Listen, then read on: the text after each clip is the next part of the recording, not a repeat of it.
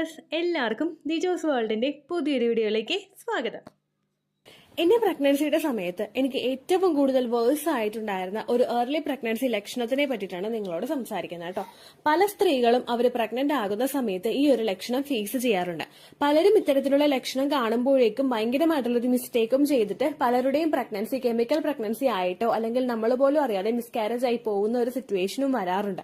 അങ്ങനെയുള്ള സിറ്റുവേഷൻ ഉണ്ടാകാതിരിക്കാൻ വേണ്ടിയിട്ടാണ് ഈ ലക്ഷണം കാണുമ്പോഴേക്കും നിങ്ങൾ ശരീരം മസ്റ്റായിട്ട് ശ്രദ്ധിക്കുക കേട്ടോ. അപ്പൊ ഇതെന്താണെന്ന് നമുക്ക് നോക്കിയാലോ? വീഡിയോ നമുക്ക് സ്റ്റാർട്ട് ചെയ്യാം.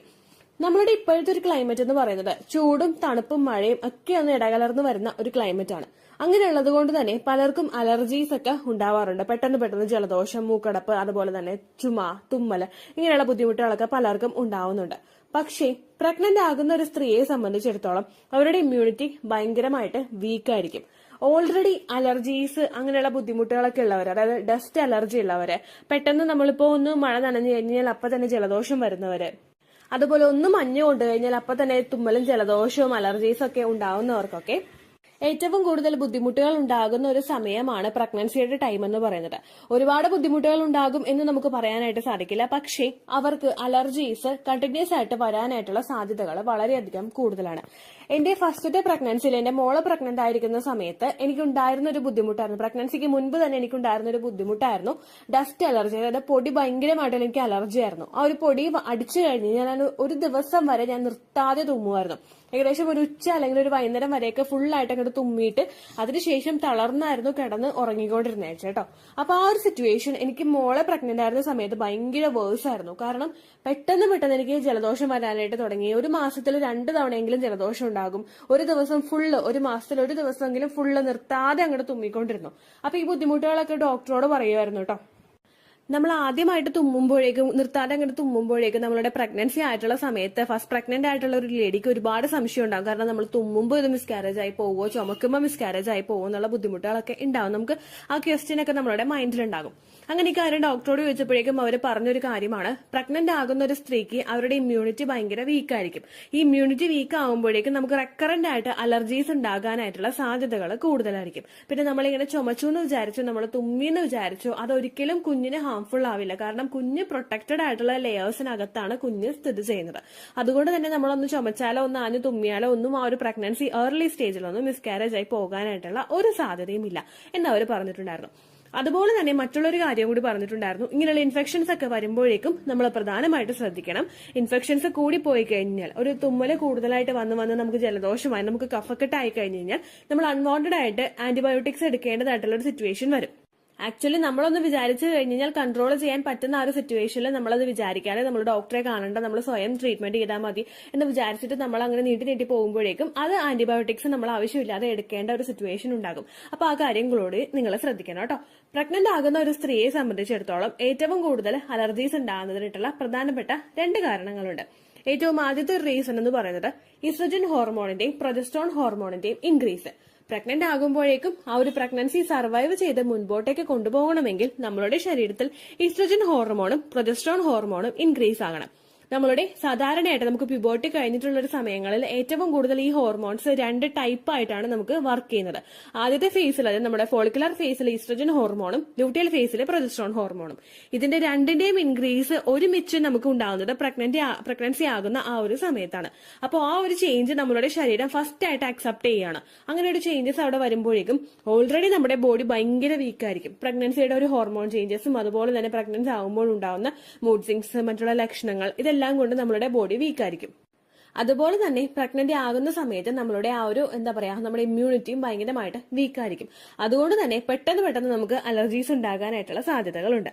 രണ്ടാമത്തെ ഒരു റീസൺ എന്ന് പറയുന്നത്, നമ്മള് ഏറ്റവും കൂടുതൽ നമ്മളുടെ ശരീരത്തിൽ ഒരു ഡ്രാസ്റ്റിക് ആയിട്ടൊരു ചേഞ്ച് വരുന്ന സമയത്ത്, നമ്മുടെ പ്യൂബർട്ടി, നമ്മുടെ പ്രഗ്നൻസി, നമ്മളുടെ മെനോപോസ്, ഡെലിവറി ടൈം, അങ്ങനെയുള്ള ടൈമിലൊക്കെ പെട്ടെന്ന് നമ്മളുടെ ശരീരത്തിൽ ഒരുപാട് മാറ്റങ്ങൾ ഉണ്ടാകുന്നു. ഈ മാറ്റങ്ങളുമായിട്ട് നമ്മളുടെ ശരീരം ഉൾക്കൊള്ളാനായിട്ട് കുറച്ച് ടൈം എടുക്കുന്നതിന്റെ ഭാഗമായിട്ടും നമ്മളുടെ ഇമ്മ്യൂണിറ്റി സിസ്റ്റം ഭയങ്കരമായിട്ട് ലോ ആയി പോകും. ഇതിന്റെ കാരണമായിട്ടും നമുക്ക് ഒരുപാട് സ്ത്രീകൾക്ക് പ്രഗ്നന്റ് ആകുന്ന സമയത്ത് അവർക്ക് ഇമ്മ്യൂണിറ്റി കുറവ് മൂലം മറ്റുള്ള അലർജീസും ബുദ്ധിമുട്ടുകളും ഒക്കെ ഉണ്ടാവാറുണ്ട്. ഏറ്റവും കൂടുതൽ ഈ ഒരു ബുദ്ധിമുട്ടുകൾ ഉണ്ടാകാനായിട്ടുള്ള ഒരു കാരണം നമ്മളുടെ ആ ഒരു ഇമ്മ്യൂണിറ്റി ഏറ്റവും കൂടുതൽ സപ്പോർട്ട് കൊടുക്കുന്നത് കുഞ്ഞിനെ സപ്പോർട്ട് ചെയ്യാൻ വേണ്ടിയിട്ടായിരിക്കും. അമ്മയ്ക്ക് കൊടുക്കുന്ന സപ്പോർട്ടിനേക്കാളും കൂടുതൽ കുഞ്ഞിനെ ആ ഒരു ഏർലി സ്റ്റേജിൽ ആ ഇമ്മ്യൂണിറ്റി കൂടുതലായിട്ട് കൊടുത്ത് അവർ സപ്പോർട്ട് ചെയ്യാനായിട്ട് നമ്മളുടെ ശരീരം സപ്പോർട്ട് ചെയ്യാനായിട്ട് തുടങ്ങും. അതുകൊണ്ടാണ് സ്ത്രീകൾക്ക് ഇമ്മ്യൂണിറ്റി വീക്കായി പോകുന്നത് കേട്ടോ. ഈ ഇമ്മ്യൂണിറ്റി കുറഞ്ഞു കഴിയുമ്പോൾ നമുക്കുണ്ടാകുന്ന അലർജി സിംറ്റംസ് എന്തൊക്കെയാണെന്ന് നമുക്ക് അടുത്തതായിട്ട് നോക്കാം. ഏറ്റവും കൂടുതൽ ഉണ്ടാകുന്നതെന്ന് പറയുന്നത് നമുക്ക് തുമ്മലുണ്ടാകുന്നു, ജലദോഷം ഉണ്ടാകുന്നു, തലവേദന ഉണ്ടാകുന്നു, നമ്മുടെ ഐസിലൊക്കെ നമുക്ക് ചൊറിച്ചിൽ, കണ്ണിലും അതുപോലെ മേത്ത് ശരീരഭാഗങ്ങളിലും ഒക്കെ നമുക്ക് ചൊറിച്ചിലുണ്ടാവുക. ഓൾറെഡി ഉള്ള ഒരാൾക്ക് ഈ സിംറ്റംസ് പ്രഗ്നൻസി സമയത്ത് ഭയങ്കരമായിട്ട് വേഴ്സ് ആയിട്ടായിരിക്കും കേട്ടോ ഉണ്ടാവുന്നത്. പിന്നെ ഇങ്ങനെയുള്ള ലക്ഷണങ്ങളൊക്കെ ഉണ്ടാകുമ്പോഴേക്കും ഏകദേശം നമുക്ക് ഏർലി സ്റ്റേജിൽ തന്നെ, അതായത് പീരിയഡ്സ് മിസ്സായി കഴിഞ്ഞ് ഉടനെ തന്നെയോ അല്ലെങ്കിൽ പീരിയഡ്സ് മിസ്സാകുന്നതിന് മുൻപ് തന്നെയോ ഇത്തരത്തിലുള്ള ലക്ഷണങ്ങൾ എക്സ്പെക്ട് ചെയ്യാനായിട്ട് സാധിക്കും. അങ്ങനെയുള്ള സമയത്ത് ഉണ്ടായത് പ്രഗ്നൻസി ആണോ അല്ലെങ്കിൽ ഓൾറെഡി അലർജീസ് ഉള്ള ഒരാൾക്ക് ആ അലർജീസ് തന്നെ പിന്നെയും ഉണ്ടായതാണോ എന്ന് വിചാരിച്ചിട്ട് പലരും ചെയ്തു വെക്കുന്ന മിസ്റ്റേക്സ് ഉണ്ട്. അതായത് നമ്മൾ കൂടുതൽ പെയിൻ കില്ലേഴ്സ് എടുത്ത് കഴിക്കുക, അല്ലെങ്കിൽ നമ്മളിപ്പോൾ ജലദോഷവും തുമ്മലും ഒക്കെ വന്നു കഴിഞ്ഞാൽ സിട്രസിൻ പോലുള്ള മെഡിസിൻസ് ഒക്കെ കൂടുതലായിട്ട് എടുത്ത് കഴിക്കുക. ഒരു കൂടുതലായിട്ട് നമുക്ക് സെഡേറ്റീവ് മെഡിസിൻസ് എഫക്ട് തരുന്ന മെഡിസിൻസ് ഒക്കെ പ്രഗ്നൻസി സമയത്ത് നമ്മൾ എടുക്കുന്നത് നല്ലതല്ല. അതുപോലെ തന്നെ പെയിൻ കില്ലേഴ്സ് ആണെങ്കിൽ ഇപ്പോൾ തലവേദന ഉണ്ടാകുമ്പോഴേക്കും നമ്മൾ പെയിൻ കില്ലേഴ്സ് എടുക്കുന്നുണ്ടെങ്കിൽ അതെല്ലാം തന്നെ പ്രഗ്നൻസി സമയത്ത് ഒരിക്കലും അത് കൂടുതൽ ഉപയോഗിക്കുന്നത് നല്ലതല്ല. ഏത് ബുദ്ധിമുട്ടുകൾ നിങ്ങൾക്ക് ഉണ്ടാകുന്നുണ്ടെങ്കിലും അത് ഇംപ്ലാന്റേഷൻ നടക്കുന്ന സമയത്തിന് ശേഷം നിങ്ങൾക്ക് പുതിയതായി കാണുന്ന ബുദ്ധിമുട്ടുകളും ലക്ഷണങ്ങളും ഒക്കെയാണെങ്കിൽ നിങ്ങൾ എപ്പോഴും മെഡിസിൻ എടുക്കേണ്ടത് ഒരു ഡോക്ടറുടെ നിർദ്ദേശപ്രകാരം മാത്രമായിരിക്കണം. നിങ്ങൾ അവിടെ പ്രഗ്നൻസി ടെസ്റ്റ് ചെയ്തിട്ടുണ്ടോ ഇല്ലയോ എന്നുള്ള കാര്യം സെക്കൻഡറി ആണ്. ഏറ്റവും ആദ്യം നിങ്ങൾ ഡോക്ടറോട് പറയേണ്ടത് നിങ്ങൾ പ്രഗ്നൻസി നോക്കുന്നുണ്ട് എന്നുള്ള ഒരു കാര്യമാണ്. അങ്ങനെ പറയുമ്പോഴേക്കും നിങ്ങൾക്ക് വേണ്ട, അതായത് ഒരു പ്രഗ്നന്റ് ആകാൻ ട്രൈ ചെയ്യുന്ന ഒരു സ്ത്രീക്ക് അല്ലെങ്കിൽ ഒരു പ്രഗ്നൻസി ആയ ഒരു സ്ത്രീക്ക് വേണ്ടുന്ന ഡോസിലുള്ള മെഡിസിൻസ് മാത്രമേ ഒരു ഡോക്ടർ നമുക്ക് എഴുതി തരികയുള്ളൂ. അല്ലാതെ കൂടുതൽ നമ്മളുടെ ഇഷ്ടപ്രകാരം ഡോളോ കൂടുതലായിട്ട് കഴിക്കുന്നതോ അല്ലെങ്കിൽ സിട്രസിൻ മെഡിസിൻ കൂടുതലായിട്ട് എടുക്കുന്നതോ അല്ലെങ്കിൽ തലവേദനയ്ക്കുള്ള മെഡിസിൻ കൂടുതലായിട്ട് എടുക്കുന്നതോ പ്രഗ്നൻസിയുടെ ഏർലി സ്റ്റേജിലെ കുഞ്ഞിന്റെ വളർച്ചയെ സാരമായിട്ട് തന്നെ ബാധിക്കും. നിങ്ങളുടെ ശരീരവും ബ്രെയിനും തമ്മിലുള്ള ഒരു സിഗ്നൽ കണക്ഷൻ അവിടെ കട്ടായി പോകുന്നു, നമ്മൾ കൂടുതലായിട്ട് പെയിൻ കില്ലേഴ്സ് ഒക്കെ ഉപയോഗിക്കുമ്പോഴേക്കും. അങ്ങനെ വന്നു കഴിഞ്ഞാൽ ഗർഭസ്ഥ ശിശുവിന് വളരാൻ വേണ്ടിയിട്ടുള്ള ഹോർമോൺസിന്റെ ഉൽപാദനം അവിടെ കുറയുന്നു. അങ്ങനെ വന്നു കഴിഞ്ഞാൽ നമുക്ക് കെമിക്കൽ പ്രഗ്നൻസീസോ അല്ലെങ്കിൽ ഏർലി സ്റ്റേജിൽ മിസ്കാരേജ് ഉണ്ടായി പോകാനായിട്ടുള്ള സാധ്യതകളും വളരെയധികം കൂടുതലാണ് കേട്ടോ. അപ്പൊ ഈ കാര്യങ്ങൾ നിങ്ങൾ ശ്രദ്ധിക്കുക. ഇംപ്ലാന്റേഷൻ കഴിഞ്ഞതിന് ശേഷം കൂടുതലായിട്ട് നമ്മളുടെ ഈ ഒരു ചുറ്റുവട്ടത്തുണ്ടാകുന്ന ക്ലൈമറ്റ് ചേഞ്ച് കൊണ്ടൊക്കെയാണെങ്കിൽ കൂടുതലായിട്ട് നിങ്ങളിൽ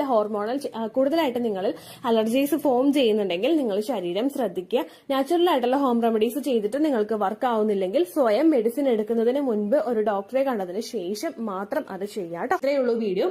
യൂസ്ഫുൾ ആയി കാണുമെന്ന് വിശ്വസിക്കുന്നു. യൂസ്ഫുൾ ആവുന്നുണ്ടെങ്കിൽ ലൈക്ക് ചെയ്യുക, ഫ്രണ്ട്സിനൊക്കെ ഷെയർ ചെയ്ത് കൊടുക്കുക കേട്ടോ. എന്തെങ്കിലും സംശയം ഉണ്ടെങ്കിൽ നിങ്ങൾ കമന്റ്സിൽ ചോദിക്കുക.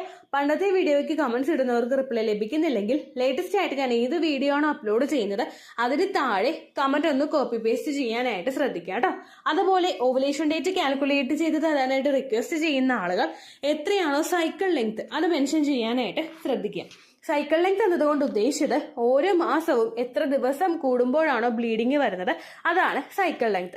കഴിഞ്ഞ മാസം ഒരു 8-ാം തീയതിയാണ് ബ്ലീഡിംഗ് ആയതെങ്കിൽ ഈ മാസം 6-ാം തീയതിയാണ് ബ്ലീഡിംഗ് ആയതെങ്കിൽ കഴിഞ്ഞ മാസം 8-ാം തീയതി മുതൽ ഈ മാസം 6-ാം തീയതി വരെ എത്ര ദിവസമുണ്ടോ അത് കാലണ്ടറിൽ എണ്ണി തിട്ടപ്പെടുന്നതാണ് നിങ്ങളുടെ സൈക്കിൾ ലെങ്ത്. സൈക്കിൾ ലെങ്ത് നമ്മൾ കൃത്യമായിട്ട് കാൽക്കുലേറ്റ് ചെയ്യുകയാണെങ്കിൽ ഓവുലേഷൻ ഡേറ്റ് എളുപ്പത്തിൽ കണ്ടുപിടിക്കാൻ വേണ്ടിയിട്ട് ഒരുപാട് ആപ്ലിക്കേഷൻസും ഒരുപാട് ഓൺലൈൻ ആയിട്ടുള്ള വെബ്സൈറ്റുകളും ഇന്ന് നമുക്ക് അവൈലബിൾ ആണ്. പ്ലേ സ്റ്റോറിൽ പോയിട്ട് ഓൺലൈൻ ഓവുലേഷൻ ട്രാക്കർ എന്ന് ടൈപ്പ് ചെയ്ത് കഴിഞ്ഞാൽ നിങ്ങൾക്ക് അതുമായിട്ട് ബന്ധപ്പെട്ടിട്ടുള്ള ആപ്ലിക്കേഷൻസ് കിട്ടും. അത് പറ്റുന്നില്ല എങ്കിൽ ഗൂഗിളിൽ പോയിട്ട് ഓൺലൈൻ ഓവുലേഷൻ കാൽക്കുലേറ്റർ എന്ന് ടൈപ്പ് ചെയ്ത് കഴിഞ്ഞാൽ അതുമായിട്ട് ബന്ധപ്പെട്ടിട്ടുള്ള വെബ്സൈറ്റുകൾ നിങ്ങൾക്ക് കിട്ടും. അതിൽ നിങ്ങളുടെ ലാസ്റ്റ് മന്തിലെ മെൻസ്ട്രേഷന്റെ ഡേറ്റും ഒപ്പം ഞാൻ ഈ പറഞ്ഞ രീതിക്ക് നിങ്ങൾ കാൽക്കുലേറ്റ് ചെയ്യുന്ന സൈക്കിൾ ലെങ്ത്തും എൻ്റർ ചെയ്ത് കൊടുക്കുകയാണെങ്കിൽ നിങ്ങൾക്ക് കൃത്യമായിട്ട് ഓവുലേഷൻ ഡേറ്റ് കണ്ടുപിടിക്കാനായിട്ട് സാധിക്കും. ഫെർട്ടൈൽ ടൈം പീരീഡും നിങ്ങൾക്ക് കിട്ടും. അതായത് എത്ര ദിവസം മുതൽ കോണ്ടാക്ട് ചെയ്ത് തുടങ്ങിക്കഴിഞ്ഞാൽ നിങ്ങൾ പ്രഗ്നന്റ് ആകും എന്നുള്ളൊരു ഡേറ്റും നിങ്ങൾക്ക് പ്രോപ്പറായിട്ട് കിട്ടും കേട്ടോ. ഇത് കാൽക്കുലേറ്റ് ചെയ്യുന്ന സമയത്ത് സൈക്കിൾ ലെങ്ത് കാൽക്കുലേറ്റ് ചെയ്യുന്ന സമയത്ത് നിങ്ങളുടെ ആ ഒരു കലണ്ടറിൽ നോക്കി തന്നെ നിങ്ങൾ കാൽക്കുലേറ്റ് ചെയ്യുക. പല മാസങ്ങളിലും 30-31 ദിവസമുണ്ട്, അതുകൊണ്ടാണ് അങ്ങനെ പറഞ്ഞത്. ഒപ്പം നിങ്ങൾക്ക് ബ്ലീഡിംഗ് തുടങ്ങിയ ദിവസത്തിന് വേണം നിങ്ങൾ ഡേ 1 ആയിട്ട് എടുക്കാൻ വേണ്ടിയിട്ട്. സ്പോട്ടിംഗ് തുടങ്ങിയ ദിവസത്തിനെ, അതായത് ചെറുതായിട്ട് ഡിസ്ചാർജ് പോയി തുടങ്ങിയ ദിവസത്തിനെ നിങ്ങൾ കൺസിഡർ ചെയ്യേണ്ട ആവശ്യം ഇല്ല കേട്ടോ. അപ്പൊ ഇത്രയേ ഉള്ളൂ വീഡിയോ. അടുത്തൊരു വീഡിയോ ആയിട്ട് നമുക്ക് വീണ്ടും കാണാം. ബൈ.